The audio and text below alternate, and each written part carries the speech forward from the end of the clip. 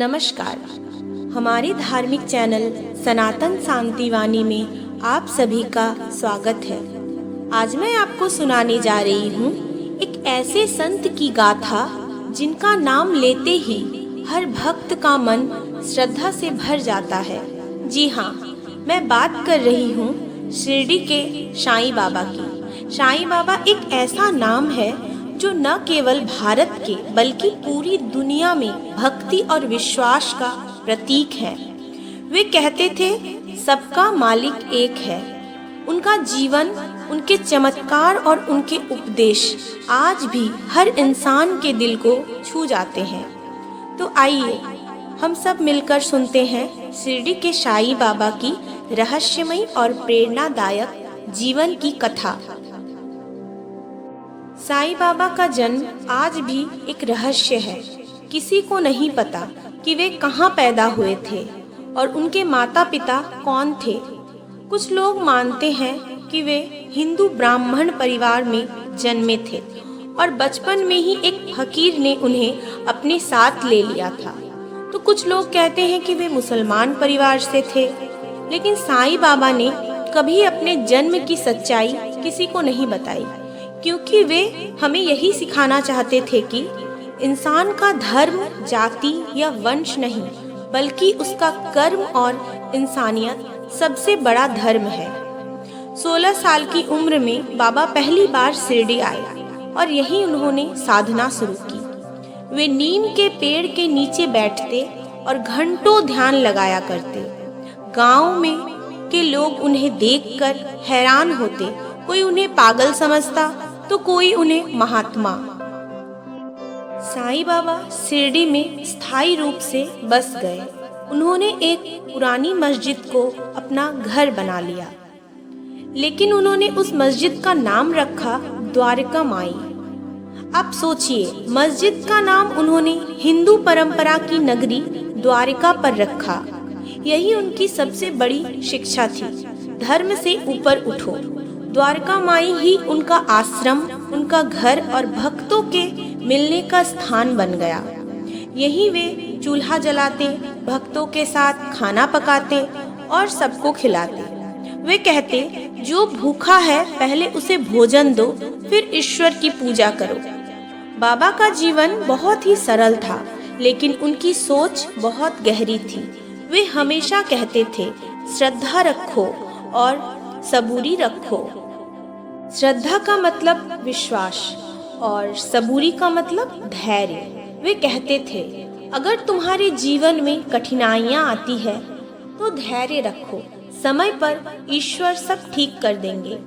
बाबा ना हिंदू थे ना मुसलमान। वे रामायण भी पढ़ते थे और कुरान भी सुनते थे। वे मंदिर में दीप जलाते और मस्जिद में नमाज भी कहते। वे हर त्योहार को मनाते थे, चाहे दीपावली हो, होली हो या रमजान। कहा जाता है साईं बाबा के बहुत अद्भुत चमत्कार थे, जैसे दियों में पानी से प्रकाश लाना।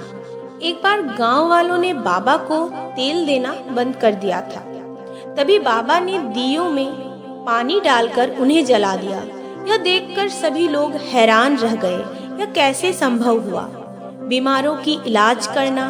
बाबा अपने भक्त को ऊदी अर्थात चूल्हे की राख देते थे। उस ऊदी से गंभीर बीमारियां भी ठीक हो जाती थी।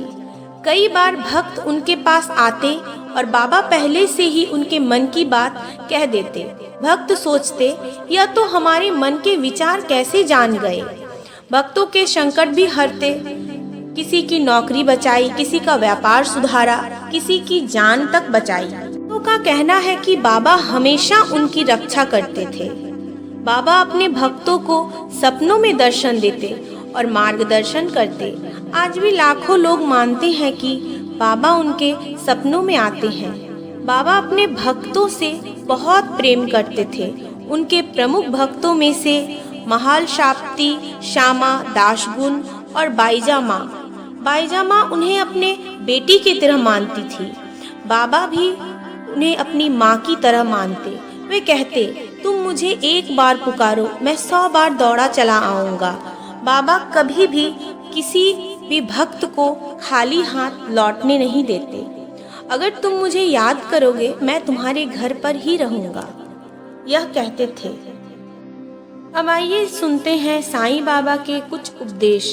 श्रद्धा और सबूरी, विश्वास रखो और धैर्य रखो, दान और सेवा, गरीबों की मदद करो, ईश्वर में समर्पण, हर कार्य ईश्वर को अर्पित करो, सत्य और अहिंसा, सच बोलो, किसी का बुरा मत करो, सबका मालिक एक है, ईश्वर सबका है, धर्म से ऊपर उठो।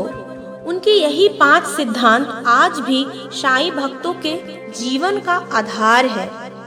सन 1918 विजयादशमी के दिन बाबा ने अपना शरीर त्याग दिया। उन्होंने समाधि लेने से पहले यही कहा, मेरा शरीर मिट्टी में मिल जाएगा पर मैं समाधि से भी भक्तों की रक्षा करता रहूंगा। आज शिरडी में उनकी समाधि लाखों भक्तों की आस्था का केंद्र है। हर साल देश विदेश से लाखों लोग वहां जाते हैं और बाबा से आशीर्वाद पाते हैं। साईं बाबा का जीवन हमें यही सिखाता है कि इंसानियत सबसे बड़ा धर्म है। धर्म जाति ऊंच नीच से ऊपर उठकर प्रेम, करुणा और सेवा में ही भगवान बसते हैं। उनका संदेश है, श्रद्धा रखो, सबूरी रखो। साईं राम।